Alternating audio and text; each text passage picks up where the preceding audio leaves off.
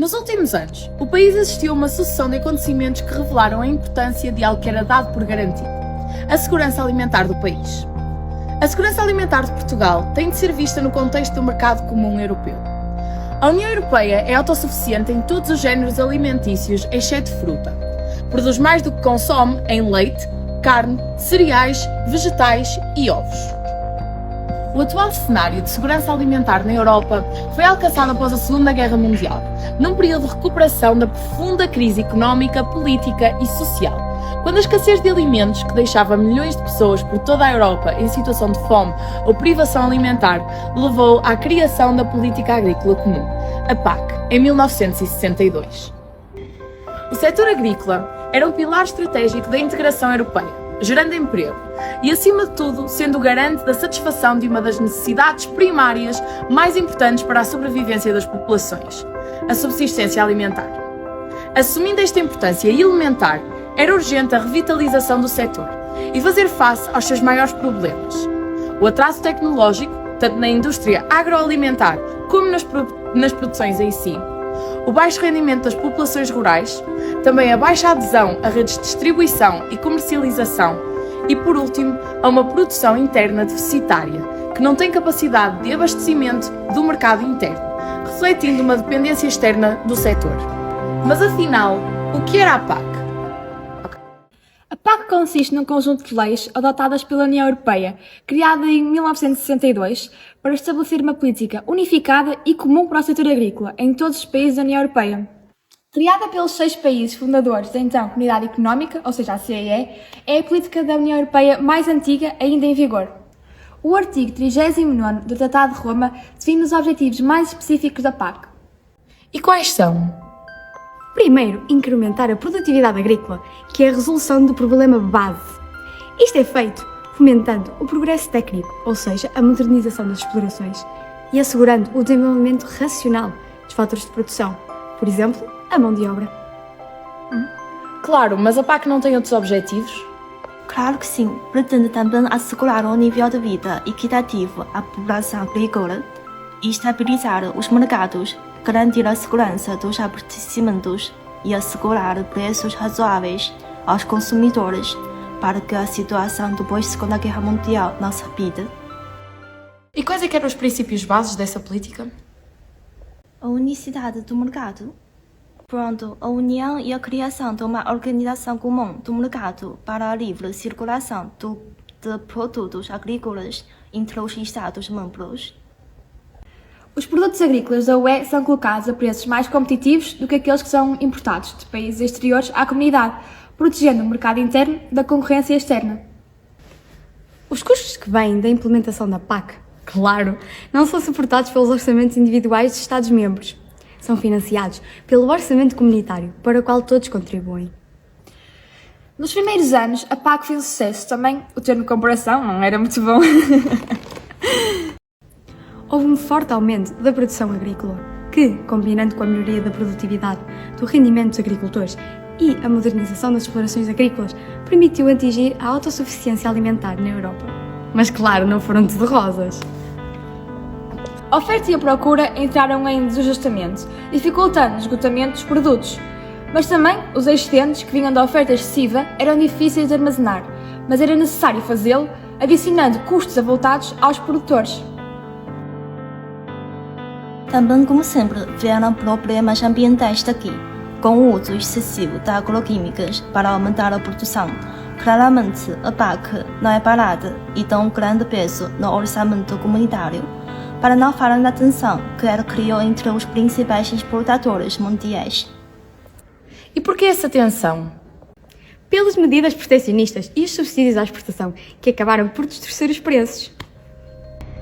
Após a sua fundação, em 1962, a Política Agrícola Comum transformou a Europa do pós-guerra numa Europa autossuficiente, fornecendo alimentos a preços acessíveis para todos os cidadãos da CEE e um nível de vida justo aos agricultores. Alguns anos depois, em 1984, devido ao desajustamento entre a oferta e a procura, que originou uma crise de superprodução, foi necessário a implementação de medidas de gestão da oferta para que estas se adequassem às necessidades do mercado, 4 anos depois, foi apresentado um novo pacote de medidas, sendo que foi em 1992 que se deu a maior das reformas da PAC, que pretendia ajustar a produção à procura, baixar os preços, conter as despesas, proteger os ambientes e apoiar a agricultura familiar tão importante para o nosso país. Passados alguns anos, em 1999, deu-se a consolidação do desenvolvimento rural como segundo pilar da PAC, tornando esta política mais centrada no ambiente, na qualidade dos alimentos e na vitalidade dos espaços rurais. Apesar desta política ter sido aperfeiçoada ao longo dos anos, no início do século XXI ainda apresentava alguns problemas. Para fazer face a estes problemas, em 2013 e 2013, foram reformulados alguns aspectos, tais como a política de apoios ao setor agrícola e a segurança alimentar e ambiental. A reforma mais recente aconteceu em 2021, que vigorará entre 2023 e 2027, promovendo uma PAC mais justa, ecológica e sustentável para todos. E no meio disso tudo, Portugal? A história de Portugal com a PAC começou com a nossa adesão à CEE. Ela tem um impacto imenso na realidade da agricultura portuguesa, principalmente com esta, vamos dizer, falta de estabilidade da PAC devido às suas sucessivas reformas. Até 86, o setor agrícola em Portugal estava completamente estagnado e com enormes carências estruturais. Tinha um nível de produtividade baixíssimo e éramos imensamente dependentes das exportações que vinham de fora, ou seja, do exterior, certo? Sim, mas a adesão à PAC, os agricultores tinham de competir num mercado que já tinha limitações na produção. Claro, isto não fazia qualquer sentido quando Portugal em si já não tinha uma produtividade muito elevada e ainda ter limitações à produção em cima disso. Esta política, sendo comum, também não considerava as especificidades produtivas do país, praticava preços mais baixos do que aqueles pedidos pelo mercado português. Obviamente, Portugal também não tinha o capital humano e a tecnologia que os outros Estados-membros tinham, dando certo da ditadura há relativamente pouco tempo. Acho que a melhor conclusão é que a nossa integração na PAC não foi nada fácil. Nas primeiras décadas da adesão, existiram vários incentivos à agricultura portuguesa, com a aplicação do Fundo Comunitário, com o FEG e FEDER para o desenvolvimento rural. Os incentivos tinham basicamente o objetivo de melhorar o perfil do agricultor português, aumentar o nível de instrução e formação profissional dos agricultores, por exemplo, com vista a aumentar a produtividade. Claro, os rendimentos agrícolas também melhoraram, crescendo cerca de 30% em 2 décadas, com uma melhoria das infraestruturas fundiárias e também dos sistemas de produção, que eram tão rudimentares. Tanto a produção animal como a área e pastagens aumentaram, juntamente com a dimensão das explorações, em que houve um decréscimo de latifúndios. Mas vou assumir que, como sempre, nem tudo foi um mar de rosas. Claramente que não. Nesta altura, a PAC estava a colocar obstáculos à produção, independentemente do seu caráter deficitário ou excedentário, não considerava as especificidades nacionais e desequilibrava a repartição das ajudas, que beneficiavam os grandes produtores, em que Portugal não se incluía, obviamente. Pronto, com isto tudo, houve uma quebra dos preços dos produtos agrícolas com o objetivo de aproximar os preços tanto dentro da comunidade como fora. Com isto, em Portugal, houve um decréscimo da produção agrícola, principalmente nos cereais, cujos efeitos ainda prevalecem até hoje.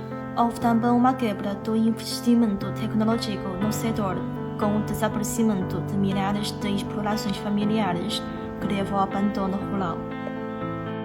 Ainda por cima, houve um decréscimo da mão de obra agrícola, em que menos de 10 anos, mais de 400 milhões de pessoas abandonaram o setor.